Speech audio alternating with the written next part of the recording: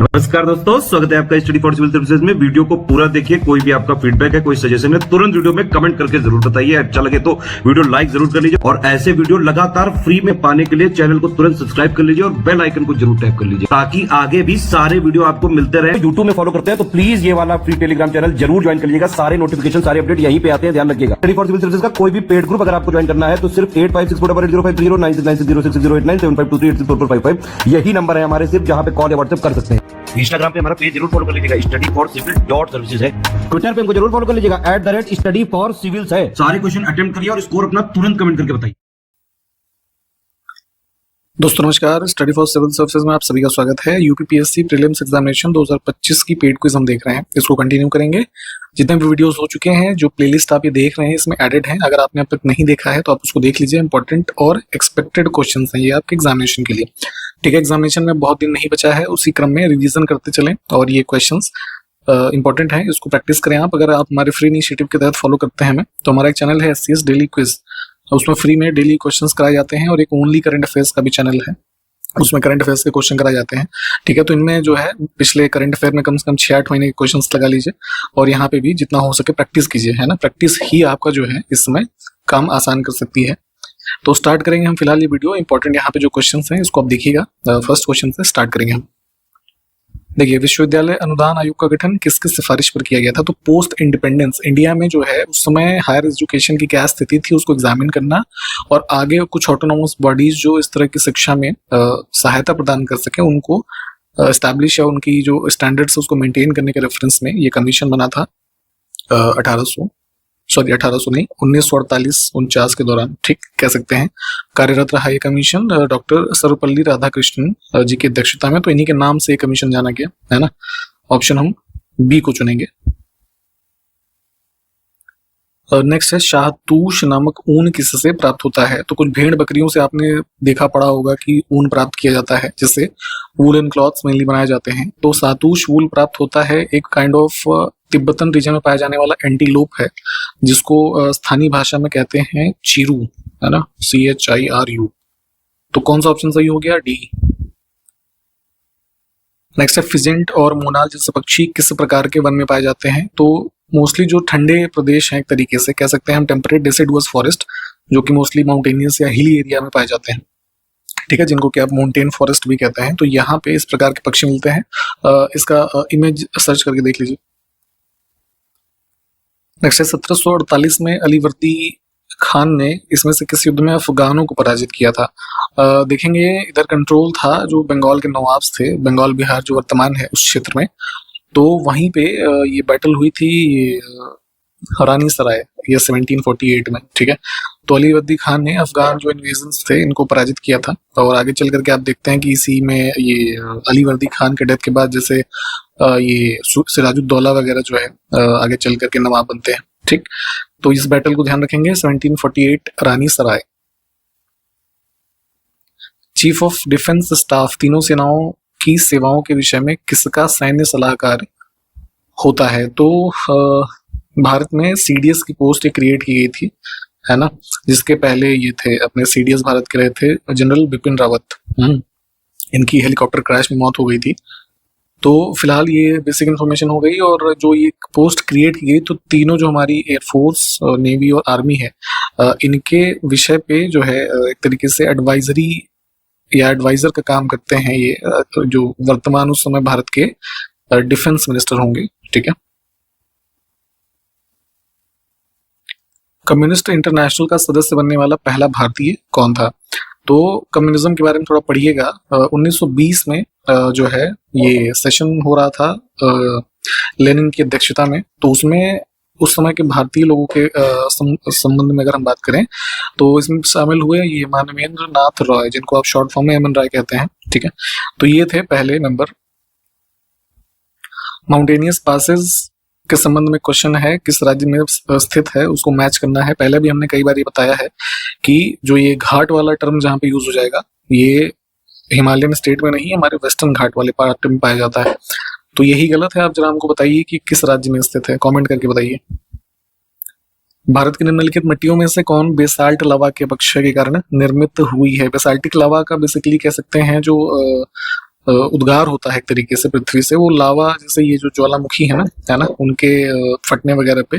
तो भारत का जो ये वेस्टर्न हिस्सा है, ये मेनली जो कह सकते हैं महाराष्ट्र और थोड़ा कर्नाटक वगैरह है ना, ये सबका, तो ये दक्कन प्लेटू के इसमें रूप में हम जानते हैं इसको, ठीक। तो यहाँ पे ही पाई जाती है हमारी कौन सी सॉइल, ब्लैक सॉइल, ठीक है।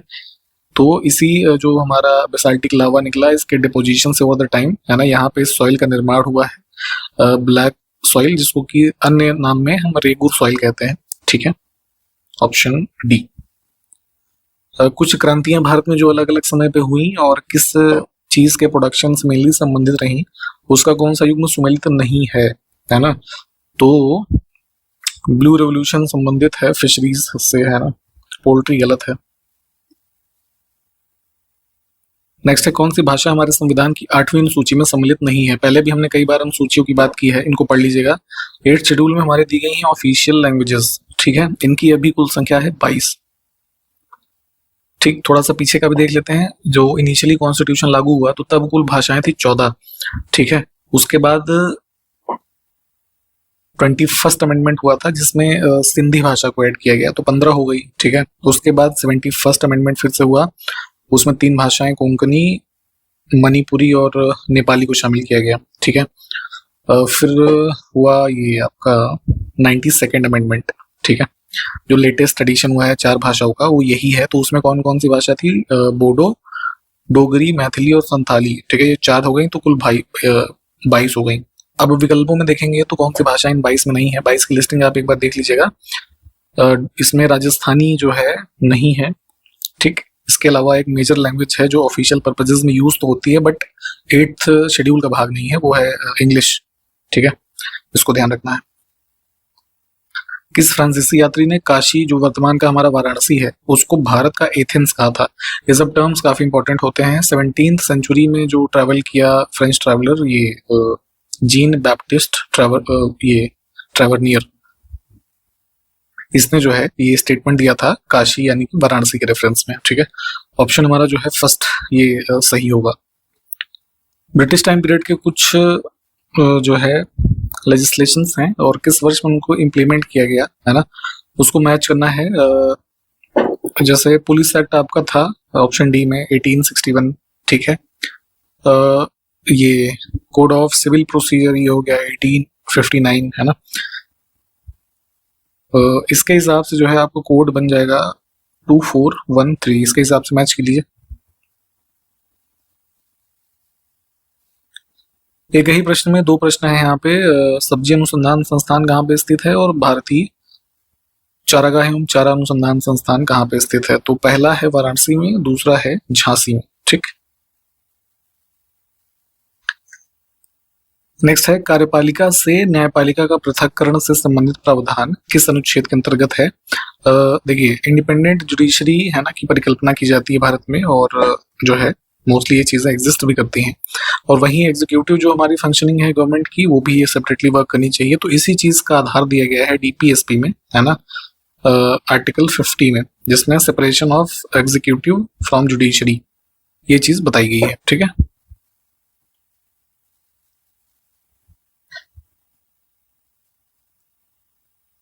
बाघमारा पिक्चर प्लांट वन्यजीव अभ्यारण्य किस पूर्वोत्तर राज्य में है और चंद्रप्रभा वन्यजीव अभ्यारण्य किस राज्य में है। तो चंद्रप्रभा वाला तो आप जानते ही होंगे, ये यूपी में है हमारे, और ये बाघमारा जो है ये मेघालय में है। ऑप्शन फर्स्ट जो है। अब हमारे पास 3 स्टेटमेंट है डैम्स के बारे में। इसमें सही विकल्प का चयन करना है। देखिए, दूसरा कथन इसमें गलत है। बीसलपुर बांध जो है ये राजस्थान में है। कृष्णा नदी राजस्थान में जो है कहां से हो जाएगी, ये बना है बनास रिवर के ऊपर, ठीक है। तो ये गलत है, बाकी के ठीक है। फिर से पासेस वाला क्वेश्चन आ गया, कौन सा सही है ना। एक चीज मैं लगातार बता रहा हूँ, 2024 के एग्जाम में ये देखा गया, आपको ये जैसे यहाँ पे पासेस लिखे हैं ना, तो इसको ये पूछ करके कि कहाँ से किसको जोड़ता है या कहाँ पे वो स्थित है। इन्होंने ऊंचाई के रेफरेंस में पूछा था, है ना, क्रोनोलॉजी लगानी है हाइट की। तो थोड़ा है ना, इस चीज को 20 बार पढ़ के जाइएगा, क्या पता फिर से ये चीजें पूछी जाए, क्योंकि ऐसा पहले कभी नहीं पूछा गया था, है ना। तो फिलहाल यहाँ पे इमिसला, लानकला और चांगला तीनों ही ठीक है। किस वर्ष में राष्ट्रीय कृषि बाजार के लिए ई ट्रेडिंग प्लेटफॉर्म ई नाम शुरू किया गया था, है ना। जितनी भी हमारी एग्रीकल्चर प्रोडक्ट्स की जो मंडीज वगैरह होती हैं उसको यूनिफाइड करके एक सिंगल मार्केट के रूप में, है ना, एक परिकल्पना जो है इस स्कीम में की गई ई नाम में। तो इसको लॉन्च किया गया था पीएम मोदी के द्वारा ये 2016 में, 14 अप्रैल 2016।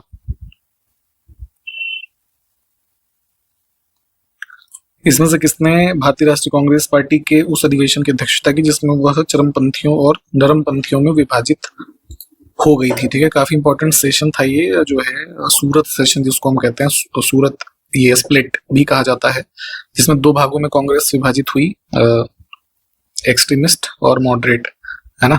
तो ये सूरत में सेशन हुआ और अध्यक्ष थे कौन? रास बिहारी घोष। ठीक, एक इन्फॉर्मेशन आपको देते हैं पेड ग्रुप्स की। हमारी पेड क्विज जैसे आप देख रहे हैं, इसके अलावा जैसे स्टडी मटेरियल के जो हमारे ग्रुप हैं, आप चाहें तो एडमिशन ले सकते हैं इसमें, टेस्ट सीरीज और पेड क्विज, क्योंकि अब इन चीज़ों की बेहद ज़रूरी है। या फिर जो हमारा स्टडी मटेरियल है लास्ट मोमेंट रिवीजन के लिए, लगभग 1300 पेजेस का मटेरियल है, इसको भी अगर आप अभी भी पूरा समय है आप कंप्लीट कर सकते हैं इजीली। इनमें एडमिशन आप लेना चाहें तो हमारे 3 मोबाइल नंबर हैं जिन पे कॉल या व्हाट्सएप किया जा सकता है एडमिशन के लिए, डिस्क्रिप्शन बॉक्स में होंगे या फिर वीडियो के इंट्रोडक्शन पार्ट में भी बताए गए हैं। ठीक है, वहाँ पे कॉन्टैक्ट कर लीजिएगा। यूपीपीएससी 2025 के रेफरेंस के जो ग्रुप्स हैं इसकी इन्फॉर्मेशन मिल जाएगी, या फिर जैसे आरओ मेंस का एग्जाम होने वाला है आपका, री एग्जाम 2023 वाला, इसके ग्रुप्स हमारे अवेलेबल हैं। 72nd बीपीएससी का एग्जाम होगा, उसके ग्रुप चल रहे हैं हमारे लेटेस्ट में। उत्तराखंड पीसीएस की जो प्रीलिम्स परीक्षा है उसका ग्रुप अभी स्टार्ट हुआ है हाल ही में। या फिर यूपीएसआई की जैसे वैकेंसी है, आपके आयोग के द्वारा ये टीचिंग के जो एग्जाम्स की वैकेंसी आई हुई है, एलटी ग्रेड, है ना, आपका जीआईसी लेक्चरर, इन सब के भी ग्रुप्स हमारे अवेलेबल हैं। आप जिनके भी अगर एडमिशन लेने के इच्छुक हैं, आप हमारे इन कॉन्टैक्ट डिटेल पे कॉन्टैक्ट कर सकते हैं। ठीक है, या फिर आप अपने पीसीएस एग्जाम की इंटीग्रेटेड मेंस की तैयारी आप अभी से करना चाहें तो हमारे साथ जुड़ सकते हैं। इन्हीं जो बताए गए नंबर है इन पे कॉन्टैक्ट डिटेल ग्रुप्स की लेकर के। 1915 में स्थापित हिंदू महासभा की स्थापना किस वायसराय के शासनकाल में हुई थी? तो पहले बताया गया आपको गवर्नर जनरल्स और वायसराय, इनकी टाइमलाइन आपको पता होनी चाहिए। इनका खुद का क्रम पूछा जाता है और किसके काल में जो प्रमुख घटनाएं हुई वो पूछी जाती हैं। तो हिंदू महासभा जो है इसकी स्थापना मदन मोहन मालवीय और प्रोमिनेंट फिगर्स जो थे उनके द्वारा की गई 1915 में। ठीक है, तो ये काल है लॉर्ड हार्डिंग सेकेंड का।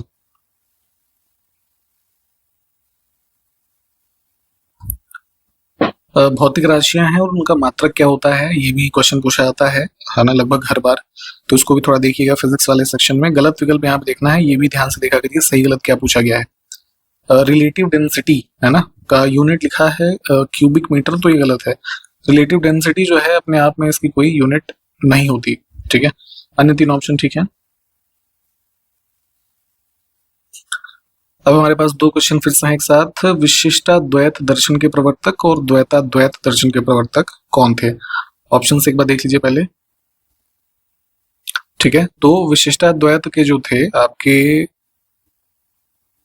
रामानुजाचार्य और जो है द्वैताद्वैत के निम्बकाचार्य। जितने भी फिलोसफिकल थॉट्स हैं उनकी लिस्टिंग देखेंगे और जो प्रमुख हैं उनके कम से कम फाउंडर का नाम, है ना, कम से कम याद होना चाहिए। ये भी चीजें जरूरी हैं। अब है सही विकल्प का चयन करना है। संविधान के कुछ हमारे अनुच्छेद लिखे हैं और उनमें क्या विशेष प्रावधान है ये देखना है। तो देखिए 371 एक आर्टिकल है ना, उसमें विशेष प्रावधान है प्रेसिडेंट के द्वारा किया जाने का महाराष्ट्र और गुजरात के रेफरेंस में। ठीक, अब क्या है, कुछ और आर्टिकल हैं जैसे 371A, 371B, है ना, C, तो इन सब में भी अलग अलग हैं चीजें। तो 71A में जो है आपका सही है, नागालैंड के विषय में विशेष प्रावधान करने का जो है चीज मेंशन है। बी में मणिपुर नहीं, बी में असम है। ठीक है, और सी में मणिपुर है ना, तो इसलिए ये दोनों इंटरचेंज हुए आपस में, गलत है। तो सिर्फ सही क्या है, फर्स्ट। अगला है किसको कोशिका की समस्त क्रियाओं का नियंत्रण केंद्र कहा जाता है, और दूसरा स्टेटमेंट है कि किसको आनुवंशिकीय गुणों का वाहक कहा जाता है। हमारे ह्यूमन बॉडी के रेफरेंस में देखें, समस्त जो हमारी सेल्स हैं बेसिकली, है ना, बेसिक यूनिट ऑफ बॉडी है, तो इसकी समस्त क्रियाओं का नियंत्रक कहा जाता है ये आपका जो है न्यूक्लियस। ठीक है, आगे ऑप्शन में भी है। और एक जनरेशन से दूसरी जनरेशन में जो जेनेटिक ट्रेड्स है ना कैरी करते हैं, तो मेनली तो है वो जीन, है ना, बट वो क्या है, किसका पार्ट है, हमारा क्रोमोसोम, है ना। तो ये हो जाएंगे उत्तर।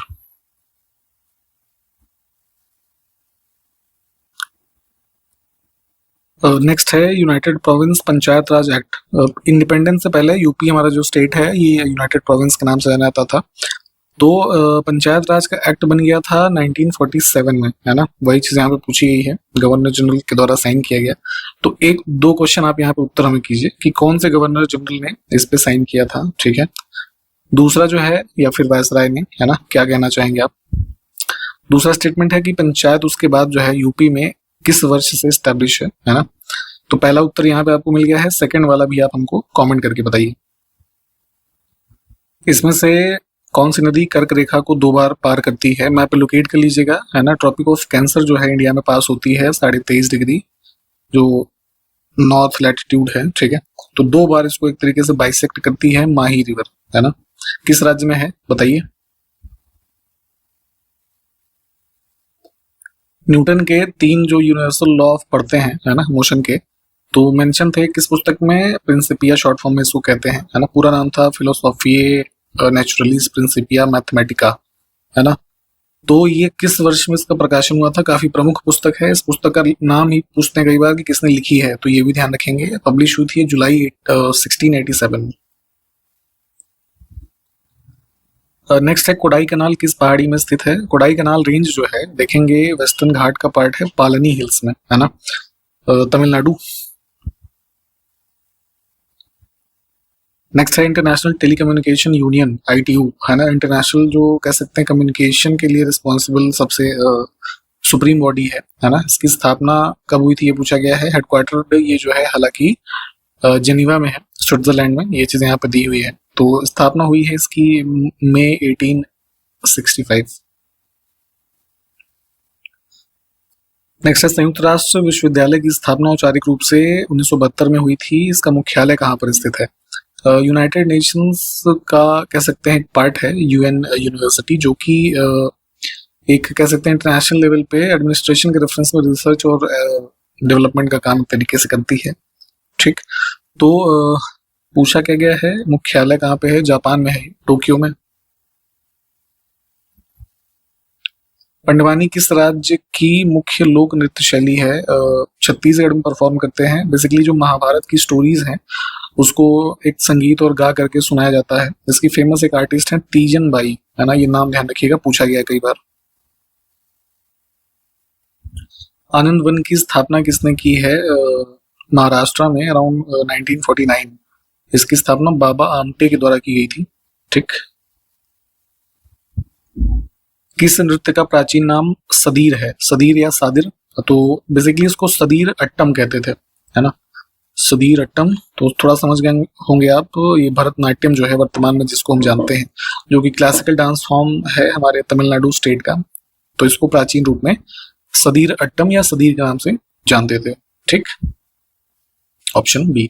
इसी के साथ कंप्लीट किया हमने ये वीडियो। जितने भी क्वेश्चन देखे आज हमने उसको साथ के साथ रिवाइज कीजिए टॉपिक्स को। मैंने बताया शुरू में भी बीच में कि प्रैक्टिस अब बहुत जरूरी है। पेड क्विज लगाइए, टेस्ट सीरीज लगाइए।